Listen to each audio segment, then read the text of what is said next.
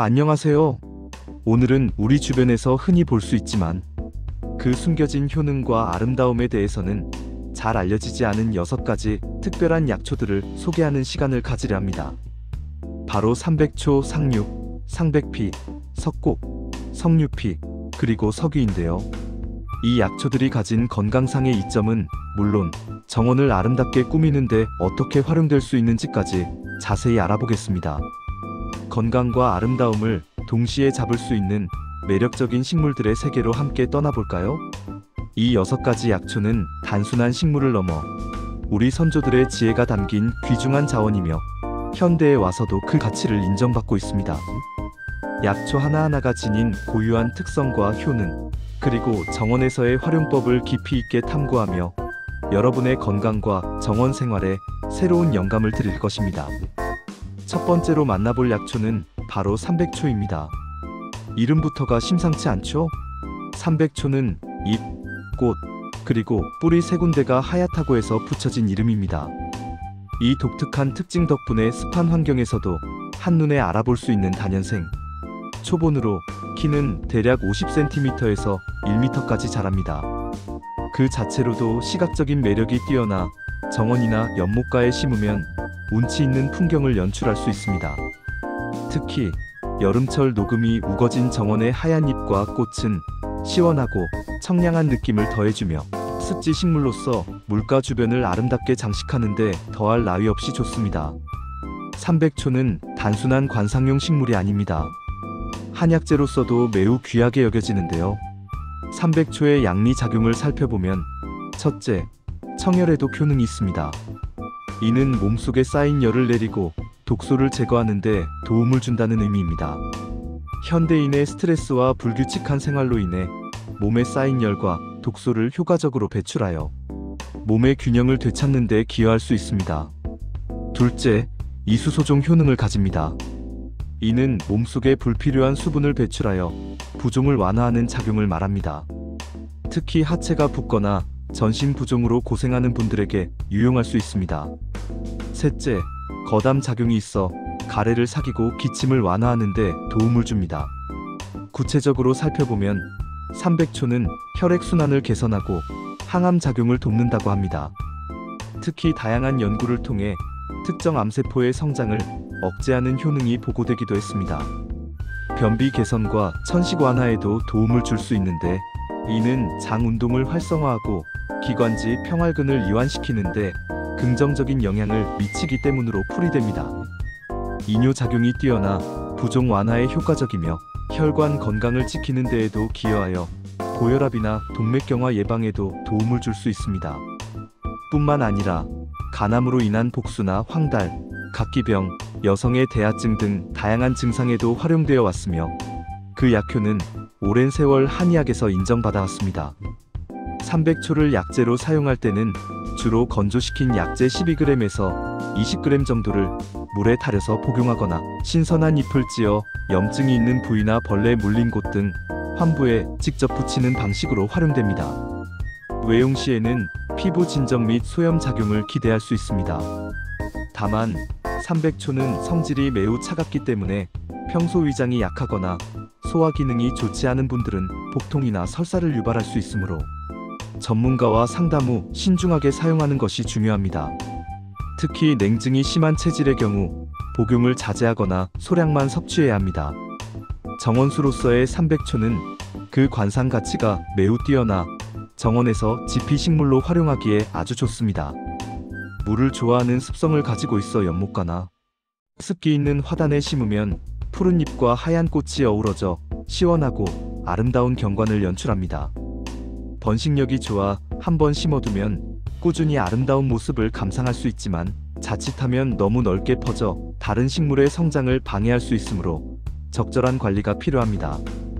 주기적인 가지치기와 번식 조절을 통해 원하는 경관을 유지할 수 있습니다. 현재는 환경부 보호식물로 지정되어 있을 정도로 귀한 식물이기도 하므로 정원에 심는다면 특별한 관리와 애정이 필요합니다. 두 번째 약초는 상육입니다. 상육은 길가나 들판 혹은 밭 주변에서 흔히 볼 수 있는 다년생 초본으로 우리 몸속에 불필요한 수분을 제거하는 데 탁월한 효능을 가지고 있습니다. 뿌리가 덩어리 형태로 굵게 자라는 것이 특징이며 마치 무처럼 생겼다고 하여 덩이뿌리로 불리기도 합니다. 한약명은 상륙입니다. 상륙은 그 이름만큼이나 약효가 강력하여 예로부터 중요한 약재로 사용되어 왔습니다. 상륙의 주요 효능으로는 강력한 이뇨작용을 통해 몸속 노폐물과 독소를 배출하고 부종을 가라앉히는 소종 효능, 그리고 해독작용이 있습니다. 특히 신장 기능이 저하되어 발생하는 신장성 수종이나 복부 팽만감을 동반하는 창만, 비타민 B1 결핍으로 인한 각기병, 모간이 붓고 아픈 인후통, 그리고 피부에 생기는 종기나 염증인 옹종 등 다양한 증상에 사용되어 왔습니다. 상륙은 몸속에 쌓인 습기와 담음을 제거하고 기혈순환을 촉진하여 통증을 완화하는 데도 도움을 줄 수 있습니다. 사용법은 보통 건조된 상륙 뿌리 4.5g에서 9g 정도를 물에 달여서 복용하거나 신선한 뿌리나 잎을 짓지어 염증이 있는 부위나 종기에 붙이기도 합니다. 외용 시에는 부종 완화와 소염 작용을 기대할 수 있습니다. 하지만 상륙은 쓰고 차가운 성질을 가지고 있으며 무엇보다 강력한 독성이 있으므로 사용에 각별한 주의가 필요합니다. 반드시 한의사 등 전문가의 지시에 따라 정확한 용법과 용량을 지켜 사용해야 하며 자가 진단 및 자가 치료는 절대로 해서는 안 됩니다. 임산부나 신장 질환이 있는 환자는 특히 복용을 피해야 합니다. 정원수로서 상륙은 특별히 관상용으로 많이 심는 식물은 아니지만 전국 각지에서 자생하며 재배도 가능하기 때문에 자연주의 정원이나 약용, 식물 정원을 꾸미는 데 활용해 볼 수 있습니다. 가을철 보랏빛으로 변하는 열매는 새들의 먹이가 되기도 하여 생태 정원의 구성 요소로도 고려할 수 있습니다. 그러나 독성이 강하므로 어린아이나 반려동물이 있는 정원에서는 심는 것을 신중하게 고려해야 합니다. 세 번째 약초는 상백피입니다. 상백피는 바로 뽕나무의 뿌리 껍질을 말합니다. 껍질이 희고 두꺼우며 하얀 분이 많이 묻어 있는 것이 좋은 상백피로 여겨집니다. 뽕나무는 예로부터 우리 생활과 밀접한 관련이 있었던 나무로 열매인 오디부터 잎, 가지, 그리고 뿌리까지 버릴 것이 없는 귀한 식물입니다. 특히 뽕나무는 누에를 치는데 필수적인 식물이었으며 그 잎은 차로, 열매는 식용으로, 그리고 뿌리 껍질은 약용으로 사용되어 왔습니다. 상백피의 주요 약리 작용은 사폐평천으로 폐에 열을 내리고 기침과 천식을 진정시키는 효능이 있습니다. 폐에 열이 쌓여 발생하는 마른 기침, 가래, 숨가쁨 등의 증상에 효과적입니다. 또한 이수소종 작용으로 몸속 불필요한 수분 배출과 부종 완화에도 도움을 줍니다. 구체적인 효능으로는 기침, 천식, 해소 오래된 기침, 폐열로 인한 호흡기 질환에 탁월한 효과를 보이며 기관지 점액 분비를 조절하고 염증을 억제하여 호흡기 건강을 증진시킵니다.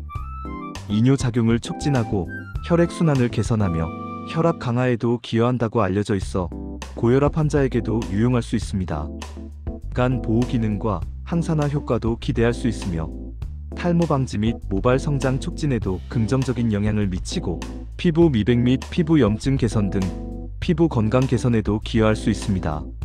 상백피 추출물이 피부 세포 재생을 돕고 멜라닌 생성을 억제한다는 연구 결과도 있습니다. 사용법은 말린 상백피를 물에 달여 차처럼 마시거나 곱게 분말로 만들어 섭취하는 것이 일반적입니다.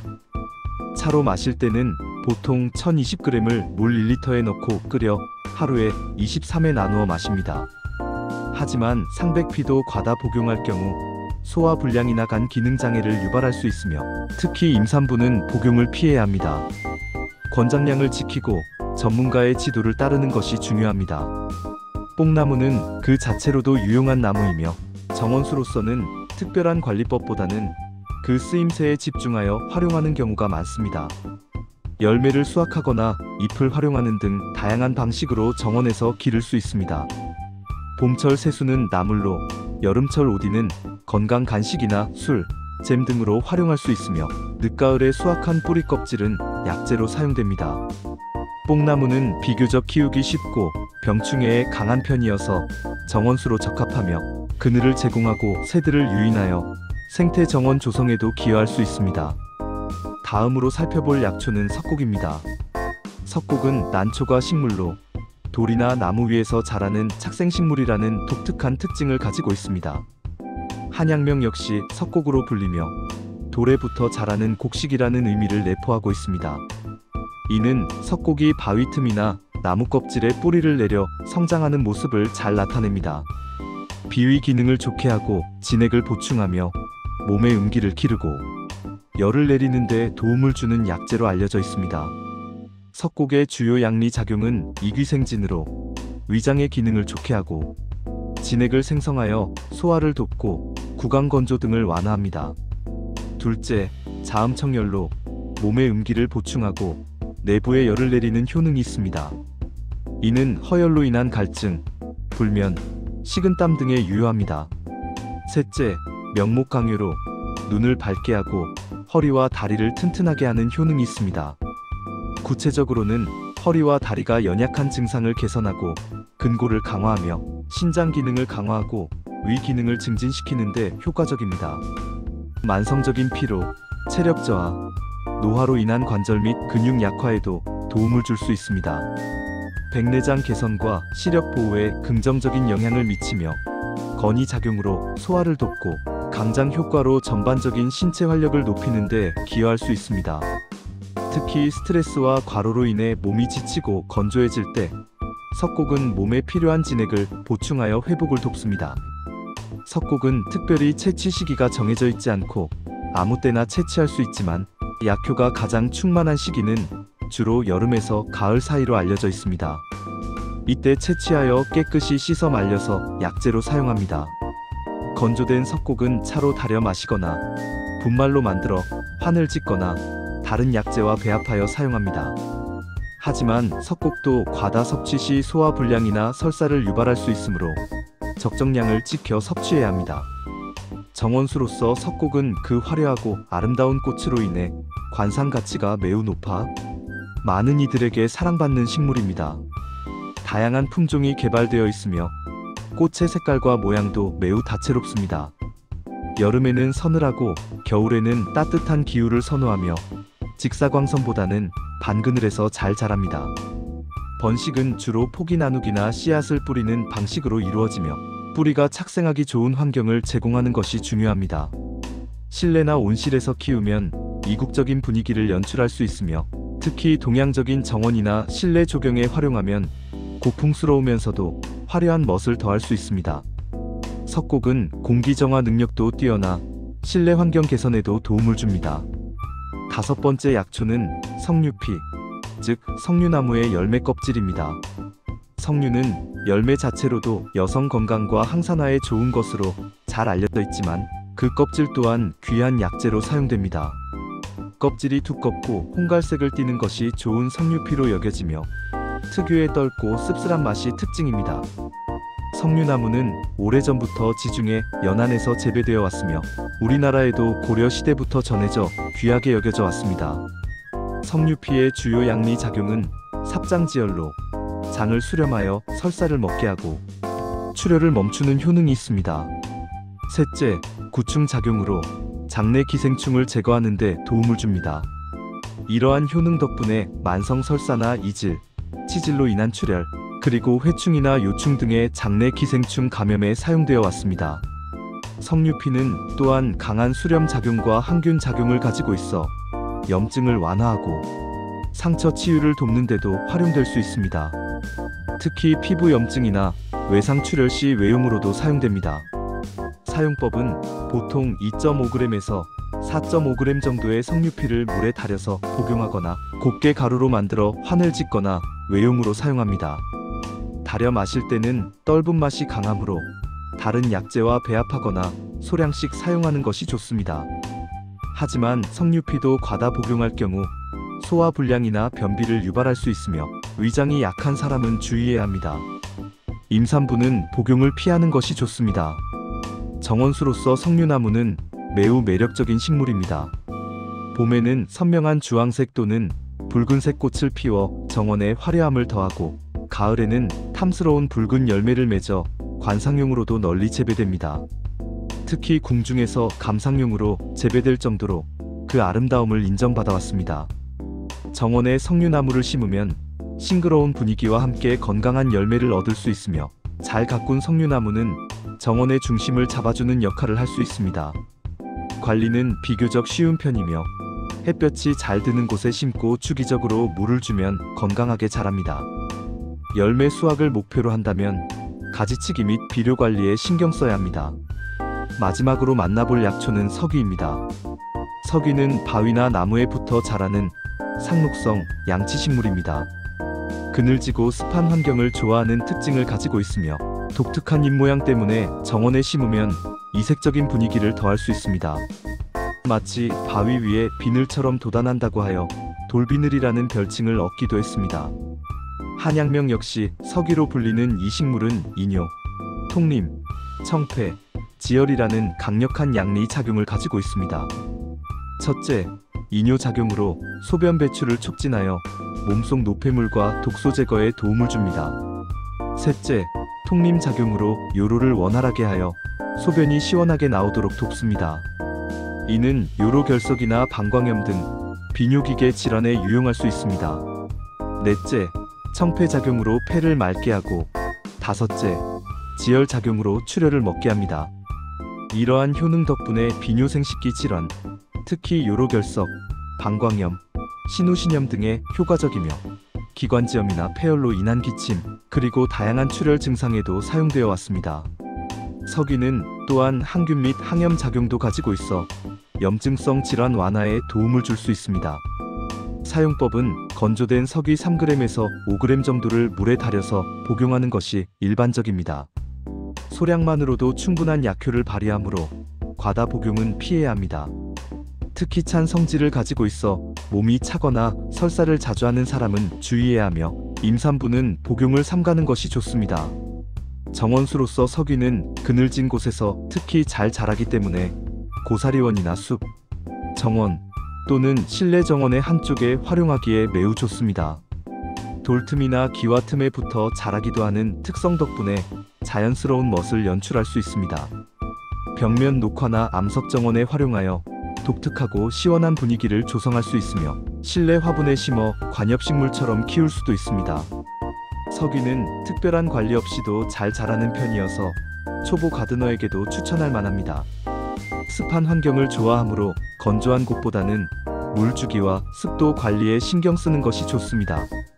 오늘은 이렇게 삼백초, 상육, 상백피, 석곡, 석류피, 그리고 서귀까지 6가지 약초에 대해 자세히 알아보았습니다. 이 식물들은 우리 몸에 이로운 다양한 효능을 가지고 있을 뿐만 아니라 정원을 아름답게 가꾸는 데에도 훌륭한 역할을 할 수 있는 소중한 존재들입니다. 자연이 주는 선물인 이 약초들을 통해 여러분의 건강하고 아름다운 삶이 더욱 풍요로워지기를 진심으로 바랍니다. 단순히 약으로만 생각할 것이 아니라 정원과 우리 생활 속에 함께하며 자연의 지혜를 느끼는 기회가 되었으면 합니다. 다음 시간에도 더욱 흥미롭고 유익한 약초 이야기로 찾아뵙겠습니다. 감사합니다.